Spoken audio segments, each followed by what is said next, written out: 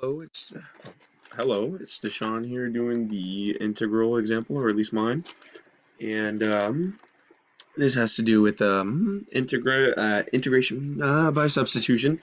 But as far as the question states, it is that time of the year for the U.S. to make their census of the population. However, the U.S. is looking back on all their census data to evaluate population growth and predict future growth. Through their census, the U.S. determined that the population of the U.S. is growing at a rate of e raised to the power of 2.4t minus 4t per year.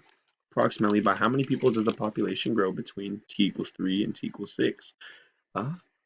Side note, t denotes number of years. Remember, as I've stated in my other example, that the paint tool does not allow me to raise numbers or values to powers, so or when I type. So when I draw, I'll do it, but as far as this goes, the up arrow will denote me raising a number to a power. So for a question like this, I already drew a little chart. The t-axis would be the time axis, and the r-axis would be the rate axis. Okay, and let's make our rate curve. Okay, so if I were to look at this, the rate curve simply would tell us the rate of change for the population. Would just tell us the rate of change, but we are looking for the rate of change between t3 and t equals 6. And as we have learned over the semester, if you want to find the rate of change for what we're looking for, so for this example, will be the rate of change in the population between T3 and T6, or 3 years and 6 years, you'd have to find the area under the curve between T equals 3 and T equals 6, which is what I kind of rudimentary scribbled right there. Okay. And in order to solve this, we have to set this up like an indefinite integral, which we have seen.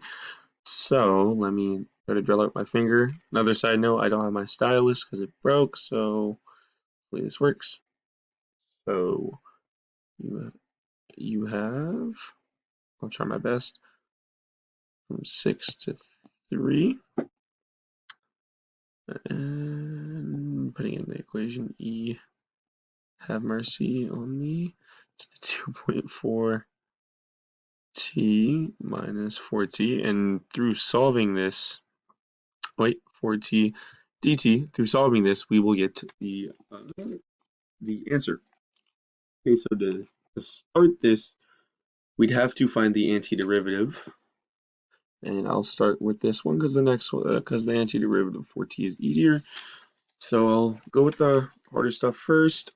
So if we were to use integration through substitution, let me convert 2.4 into a fraction to make it a bit easier, which I've already done.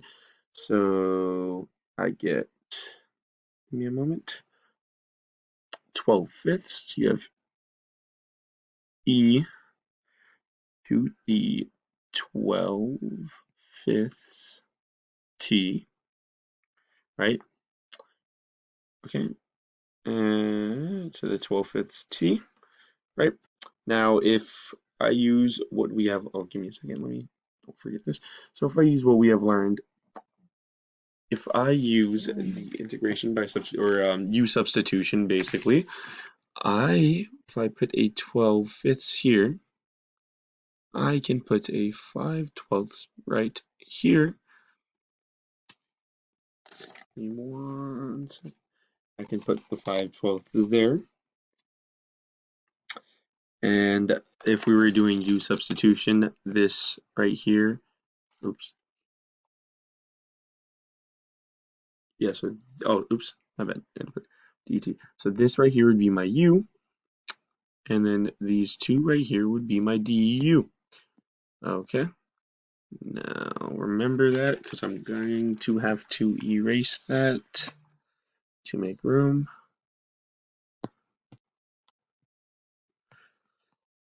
Okay, so now that we have the antiderivative of e,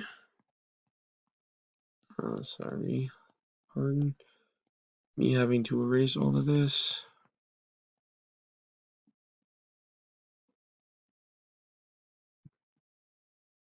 We would just, since we have the antiderivative of e, we would plug that back into the starting, or we'd substitute the stuff for the starting equation and put in that, and then find the antiderivative of the 4t that I did not do yet.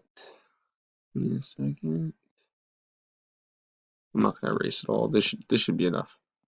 This should probably be enough. Okay, so and I'm just going to fill it in right there. So now that we have that, so now we have pencil. Now that we have the antiderivative, which would be, if I write it all together to make it, sorry, I also had to add a plus c for the constant. Okay, but now that we have the antiderivative, make it look a little nicer. It should look like 5/12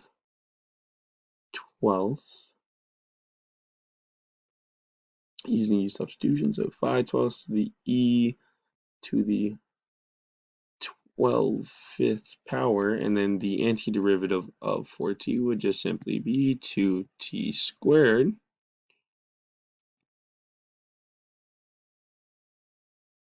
Yep, 2t squared, and then we want to evaluate this at the interval we had set, which would be from 6 to 3. And once we do that, which I've already kind of done the calculations, but if we were to, sorry, let me put the t.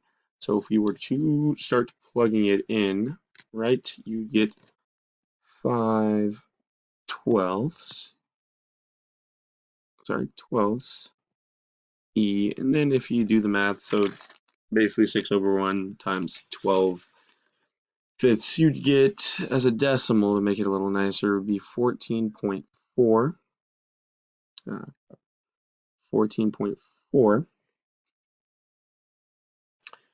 minus, and then you plug 6 into that right there, and you get 6 to the second power is 36 times 2 is 72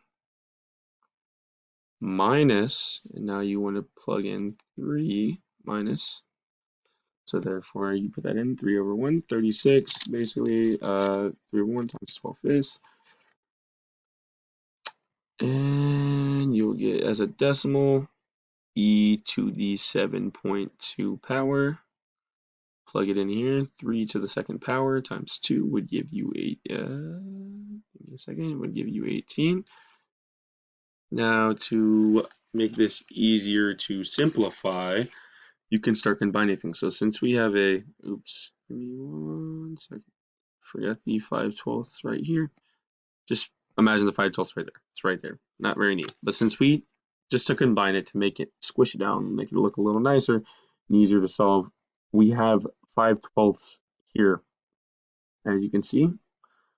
So I can write this as, give me 1 second.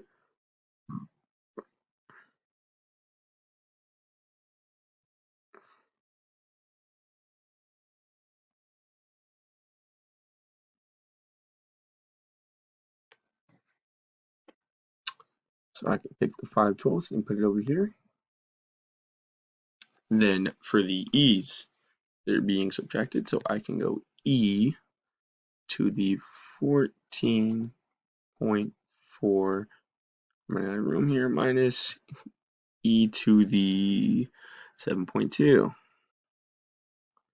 Then I'm just going to start down here. Sorry if it's hard to follow, but I think I'm getting my point across.